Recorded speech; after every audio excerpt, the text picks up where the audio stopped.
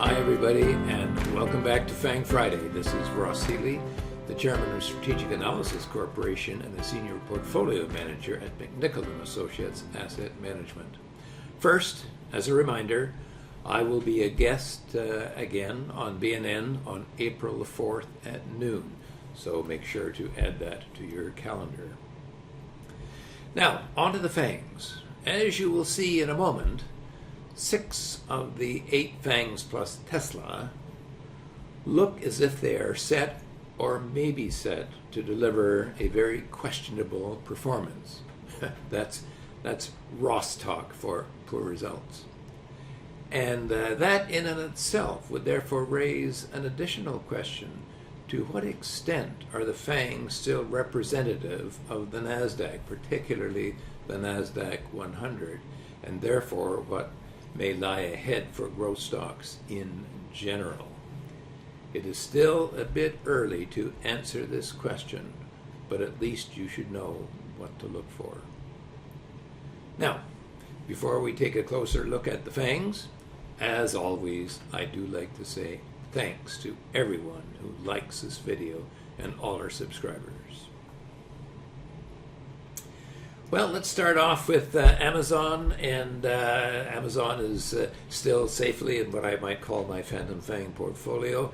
It is now sitting a little bit above its HB1 price. That's 9.5 times book value. It is a new 10-year low, but we'll have to wait and see, particularly in light of the market possibly having hit bottom last Thursday. Apple, very much the same story here. The stock came right down and had a dead hit on its HB5. That is 26 times book value, and remains holding nicely at that point. Microsoft, that's come down. It actually kind of broke a little bit below its HB2 price. That's 12 times book value before getting itself back on side. So let's hope that that stays in that condition or better. NVIDIA, same story, only it dropped a fair amount below its HB4, which is 20 times book value, before recovering. It's acting a little bit nervously and looking at some of the semiconductor stocks. They're not looking too good either. Tesla, same story as Microsoft and NVIDIA. Actually, a big drop through its HB5, which is 26 times book value, before recovering back on side. It's a little mushy today, so it's just kind of hanging in there. Netflix, well, I've been waiting for Netflix to go lower. In fact, I've been waiting for Netflix to go down to its bubble price, that's 7.4 times book value. It broke its HB1, 9.5 times book, and I think very much is very, very clearly heading lower. Meta, same story. I think it heads to its super growth price down there. That's 3.5 times book value. It actually, curious enough, is the cheapest of all of the FANGs, and actually is the only FANG that has positive fair market value. Not much, but at least it has some fair market value. I think if it gets down to the super growth price, I think that would be a good opportunity to buy the stock, at least, if nothing else, for a good trade.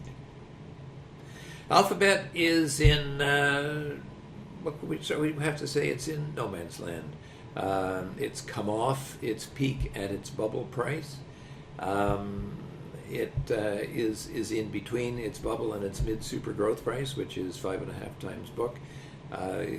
Stocks like that, I have warned you before, these are dangerous stocks to be in.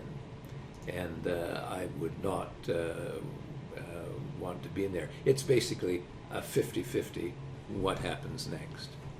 In summary, You've seen what the FANGs are doing this week.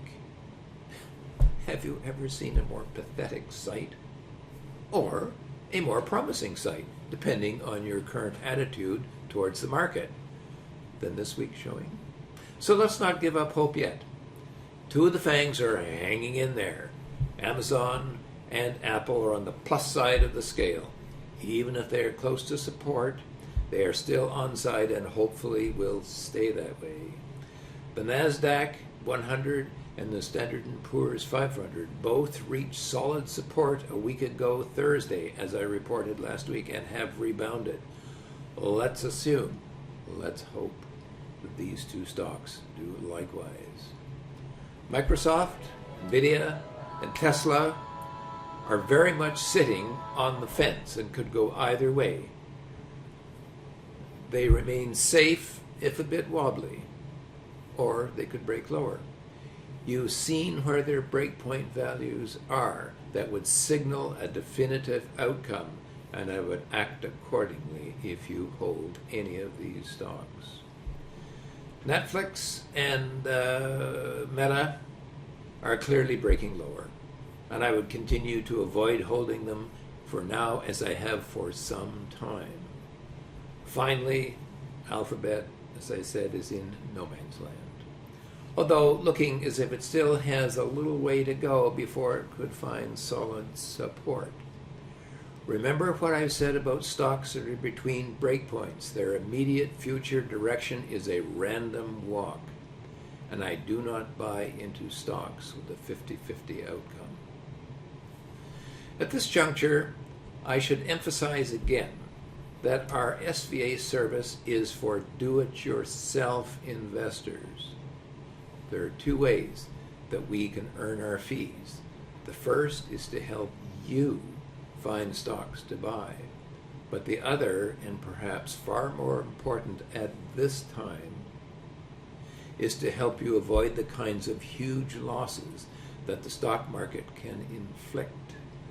If you would like to be able to assess your own portfolio, email us at info@strategicanalysis.ca, and let's see if SVA can keep you out of trouble and make you money as well.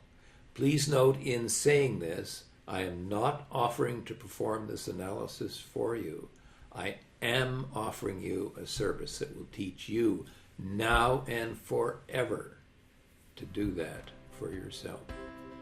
For now, this has been Ross Healy, Chairman of Strategic Analysis Corporation and a Senior Portfolio Manager at McNichol & Associates Asset Management, reminding you to tune in next week. I'll see you all next Friday.